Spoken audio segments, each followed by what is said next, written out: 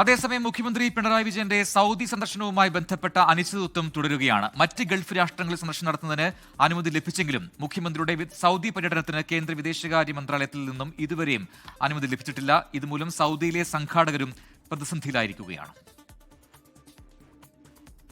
ഈ മാസം 17 മുതൽ 19 വരെയാണ് മുഖ്യമന്ത്രി പിണറായി വിജയന്റെ സൗദി സന്ദർശനം ക്രമീകരിച്ചിരുന്നത്. ഒക്ടോബർ 17-ന് ദമാമിലും 18-ന് ജിദ്ദയിലും 19-ന് റിയാദിലുമായിരുന്നു പരിപാടികൾ നിശ്ചയിച്ചിരുന്നത്. ഇതിന്റെ മുന്നോടിയായി സൗദിയിലെ CPM ആഭിമുഖ്യ സംഘടനകളായ നവോദയ, കേളി എന്നിവയുടെ നേതൃത്വത്തിൽ വിപുലമായ ഒരുക്കങ്ങളാണ് നടത്തിയിരുന്നത്. ഇതിന്റെ ഭാഗമായി ദമാം, ജിദ്ദ എന്നിവിടങ്ങളിൽ പൊതുപരിപാടികൾക്കായി വിപുലമായ സംഘാടക സമിതികൾ രൂപീകരിക്കുകയും റിയാദിൽ അടുത്ത ദിവസം പൊതുയോഗം ചേരാൻ തീരുമാനിക്കുകയും ചെയ്തിരുന്നു.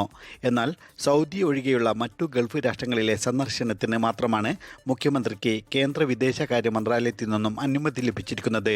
ഇതേ തുടർന്ന് സൗദിയിലെ സംഘാടകരും ഇപ്പോൾ പ്രതിസന്ധിയിലായിരിക്കുകയാണ്.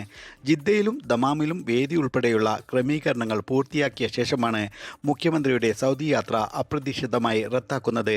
ഇതുമൂലം വൻ സാമ്പത്തിക നഷ്ടമാണ് സംഘാടകർക്ക് ഉണ്ടായിരിക്കുന്നത്. ഇത് 2ാം തവണയാണ് മുഖ്യമന്ത്രിയുടെ സൗദി സന്ദർശനത്തിന് കേന്ദ്ര സർക്കാർ അനുമതി നിഷേധിക്കുന്നത്. 2023 ഒക്ടോബറിൽ റിയാദിൽ വെച്ച് നടത്താനിരുന്ന ലോക കേരള സഭാ സമ്മേളനത്തിൽ പങ്കെടുക്കുന്നതിന് മുഖ്യമന്ത്രി കേന്ദ്ര വിദേശകാര്യ മന്ത്രാലയത്തിന്റെ അനുമതി തേടിയെങ്കിലും അനുമതി ലഭിക്കാത്തതിനെ തുടർന്ന് അവസാന നിമിഷമാണ് സന്ദർശനം റദ്ദാക്കിയത്. മുഖ്യമന്ത്രിയുടെ ഗൾഫ് പര്യടനത്തിൽ നിന്നും സൗദി അറേബ്യയെ മാത്രം ഒഴിവാക്കിയത് നിയമപരമായ കാരണങ്ങളാലാണെന്നാണ് ഔദ്യോഗിക വിശദീകരണം.